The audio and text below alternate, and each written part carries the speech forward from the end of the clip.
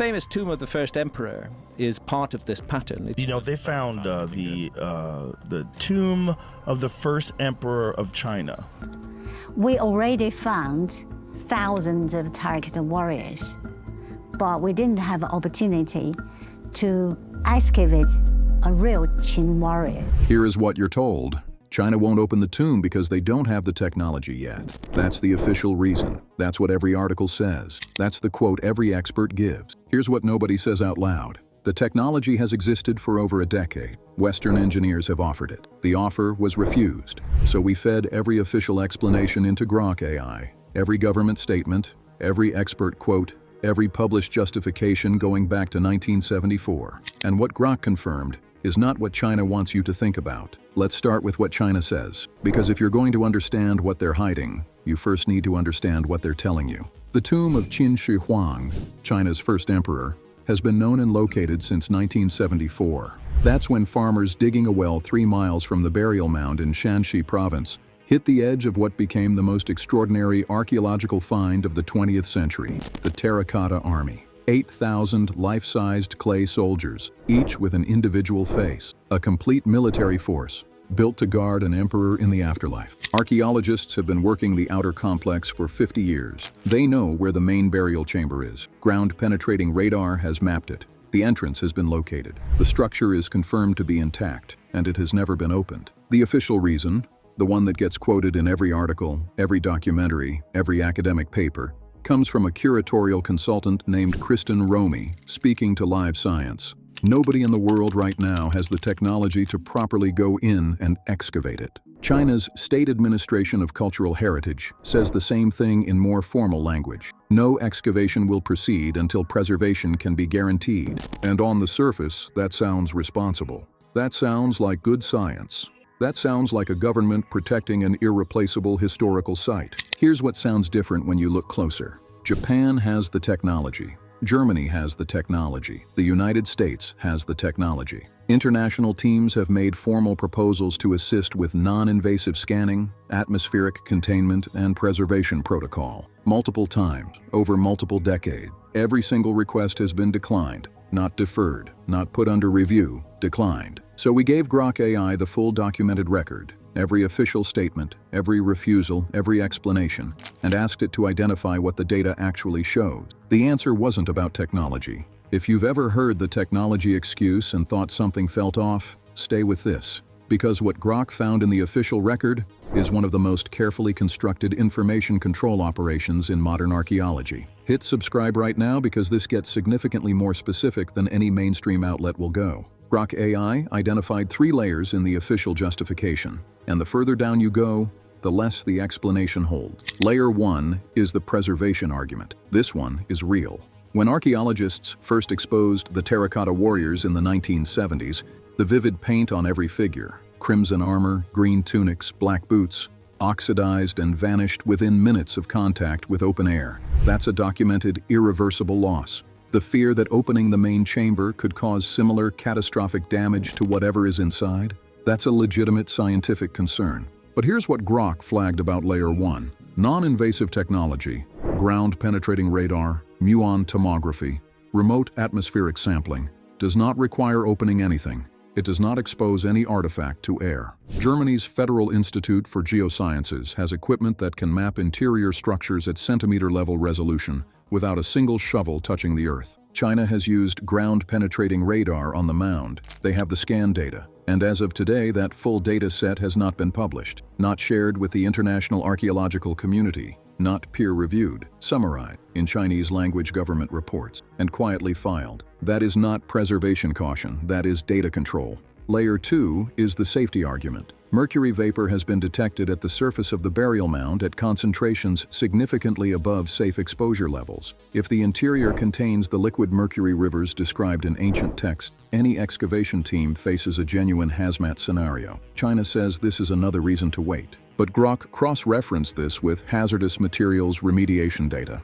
The technology to safely extract personnel from mercury-contaminated enclosed spaces, sealed suits, atmospheric scrubbers, real-time monitoring, exists, is commercially available, and has been used in industrial settings far more dangerous than an archaeological dig. Several countries have offered exactly this expertise. The offers were declined. Layer 3 is where it stops being about preservation at all. Researchers at Vinan Express and Interesting Engineering, both citing Chinese government sources, confirmed it directly. The tomb is a state monument. Qin Shi Huang is foundational to China's national narrative. His mausoleum is the physical anchor of a national identity story that the Chinese Communist Party has built policy around for decades. And this is the part Grok flagged as the critical variable: a failed excavation, or a discovery that contradicts the officially approved historical narrative, would be, in the words of one analysis, a national outrage. Not an archaeological setback, a national outrage. That framing tells you everything. To understand why what's inside that tomb terrifies Chinese authorities, you need to know what happened the last time China opened an imperial tomb. 1956. Beijing. The Ming Dynasty Emperor Wanli's tomb, called Dingling, was selected as a test case for large-scale imperial tomb excavation. Chinese archaeologists were enthusiastic. The government approved. The dig began. What followed became the single most cited cautionary tale in Chinese archaeology. The silk garments inside the burial chamber, preserved for centuries in sealed conditions, disintegrated on contact with air. The lacquerware crumbled. The wooden coffins collapsed. Painted artifacts bleached to gray within hours. Documents that might have rewritten the historical understanding of an entire dynasty, gone irreversibly within a working day. It was, by every measure, a catastrophe. The Chinese government's response was not to improve the technology and try again. The response was to stop. All large-scale imperial tomb excavations in China were effectively frozen. A formal policy was adopted.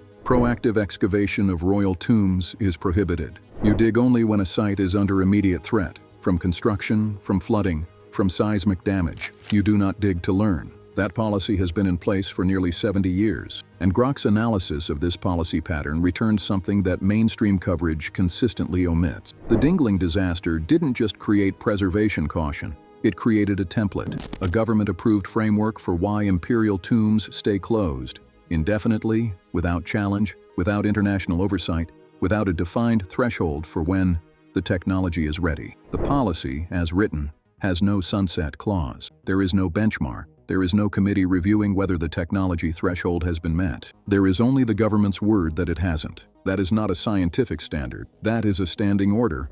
Here's the question Grok was asked to answer next. Not why China says it won't open the tomb, but what specifically a discovery inside that tomb could reveal that would be damaging enough to justify 50 years of calculated refusal. Grok identified 4 categories, in order of political sensitivity. Category 1, the scale of the burial labor. Ancient records document that 700,000 workers were conscripted to build the mausoleum over 38 years. Many of them, potentially tens of thousands, were buried alive inside the tomb when it was sealed, to prevent them from revealing the interior layout. Sima Qian records this explicitly. If the burial chamber is opened and forensic analysis confirms mass human remains consistent with that account, it creates an immediate public reckoning with the founding mythology of Chinese imperial power. Qin Shi Huang is taught in Chinese schools as the heroic unifier of the nation. The physical evidence of what unification actually cost is sitting 90 meters underground, perfectly preserved. China controls the moment that evidence becomes visible to the world. Category 2, the mercury. The mercury concentration in soil samples around the burial mound is, according to published geological surveys, approximately 100 times background level. If excavation confirms interior mercury rivers at the scale Sima Qian described, 2 things happen simultaneously. First, it validates every other detail in his account, including the descriptions of mechanical trap systems, automated crossbows, and the full architectural scope of the underground palace. Second, it raises a question that the Chinese government has never publicly addressed. How was a structure built in 210 BC engineered to contain toxic liquid metal at that concentration across 2 millennia without contaminating the surrounding water table? That question has an answer, and the answer implies a level of ancient engineering sophistication that contradicts the approved timeline of Chinese technological development, not by a small margin. Category 3, the documents. The Qin dynasty burned books. This is historical fact. The burning of books and burying of scholars in 213 BC is one of the defining events of Qin Shi Huang's reign. The official purpose was to eliminate rival philosophical traditions and consolidate ideological control. But Sima Qian's account of the tomb's interior references documents, texts, records stored inside the burial chamber. If those documents survived, sealed, oxygen depleted, preserved the way the terracotta warriors' paint was preserved, what is written in them cannot be predicted, cannot be pre-approved, and cannot be controlled before the world reads them. A government that burned books to control information in 210 BC built the most elaborate sealed archive in human history directly underneath the burn pile. Category 4, and this is the one Grok flagged as the highest political sensitivity, is the question of who else is down there. The historical record indicates that Qin Shi Huang was not the only occupant of the burial complex. His concubines were entombed with him, his craftsmen were buried alive inside, and there are references, in sources China has never formally addressed, to the possibility that members of the Qin royal family who were executed after the dynasty collapsed were also interred in the outer sections of the mausoleum. If the burial complex contains bodies, documents, and artifacts from a post-Qin political purge, what's inside isn't just an emperor's tomb. It's the physical evidence of the first major political massacre in unified Chinese history. You cannot control that narrative once the door is open.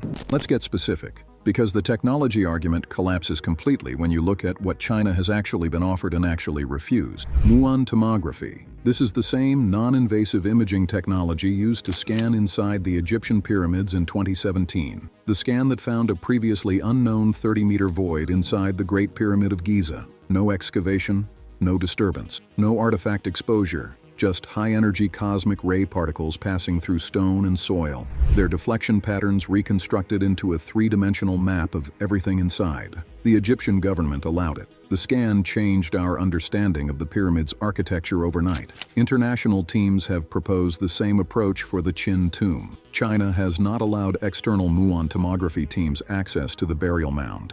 Atmospheric remote sampling. Technology exists to insert a probe the width of a drinking straw through a sealed structure and extract an air sample without meaningfully disturbing the interior environment. This is used in disaster zone, in sealed historical sites across Europe, and in mine rescue operations worldwide. It would allow scientists to confirm or deny the mercury vapor interior, identify organic preservation states, and assess artifact integrity, all without opening anything. China has not permitted this technology to be applied to the main burial chamber.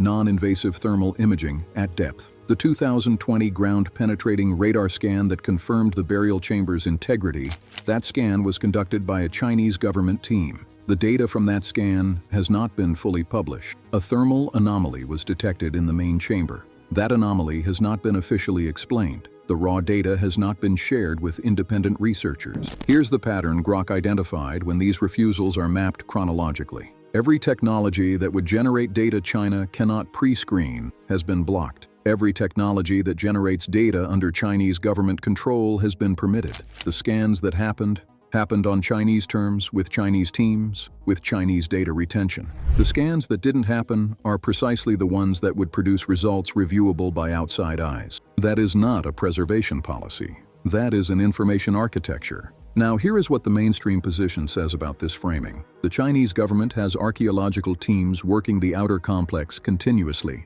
They are not hiding the existence of the site. It draws millions of tourists annually and is a UNESCO World Heritage Site. They publish research. They cooperate with international teams on the outer pits, on the Terracotta Army specifically, on conservation methodology. The argument that this is information suppression overlooks an enormous body of legitimate published scholarship. The political sensitivity argument cuts both ways. Yes, the tomb is a state monument, but that sensitivity makes China more careful, not more likely to conceal. A government aware of the world's eyes on this site has every incentive to get the excavation right, and therefore every incentive to wait until the technology is genuinely adequate. And the dingling precedent is real. The destruction of irreplaceable artifacts in 1956 was not invented by the government as cover. It happened. The caution is earned. These are fair points, and Grok acknowledged them.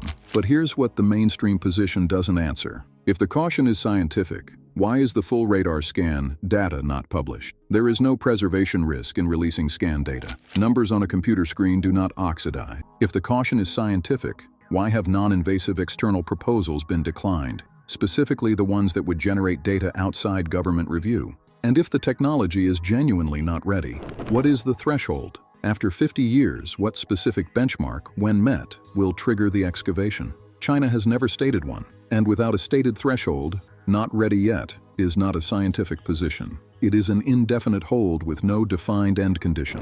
The official reason, technology, is not false. It is incomplete. It is the acceptable surface of a decision that has multiple layers, and the deeper layers are political in ways that no Chinese government official will state publicly, and no mainstream Western outlet will frame directly. The documented facts are these. The tomb has been located, confirmed, and mapped for 50 years. Non-invasive technologies that require no physical entry and risk no artifact damage have been available for over a decade. Requests to apply those technologies by external teams have been declined. The data generated by Chinese-conducted scans has not been fully released. The policy governing excavation has no defined threshold for what ready means, and the tomb contains, by the government's own reckoning, material that is foundational to China's national narrative. Foundational to the national narrative. That phrase is the key, because when you are the government of a country and a physical location contains the foundational evidence of your national identity story, you do not hand the reading of that evidence to the international community. You control when it's read. You control who reads it first. You control the context in which it is presented.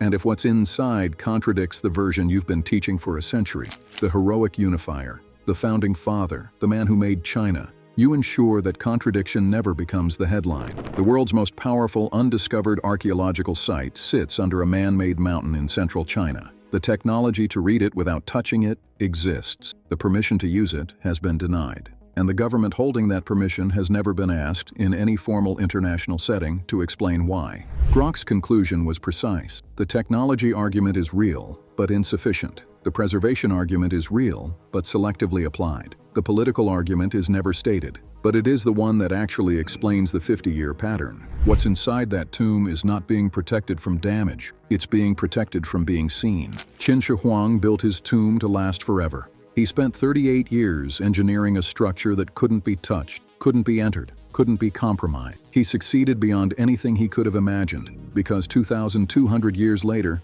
the most sophisticated government on Earth is still making sure nobody gets inside. He didn't need the crossbow trap. He didn't need the mercury rivers. The most effective protection for what's inside that mountain turned out to be a bureaucratic policy and a line about technology. Here's the question that nobody in this conversation ever asks directly. What does it mean that the first emperor of a unified China, a man who ruled by information control, who burned books, buried scholars, and conscripted 700,000 people to build a secret, is now protected in death by the same tool he used in life? He controlled what his subjects knew, and the government that claims his legacy controls what the world knows about him. The tomb is sealed. The data is withheld. The threshold for opening it doesn't exist. And every year that passes is another year the story stays exactly the way it was written, by the people who need it to stay that way. Drop your thoughts in the comments. Do you think China will ever open it? And what do you think they're actually afraid to find? Hit subscribe, because what we cover next makes this one look like the opening act.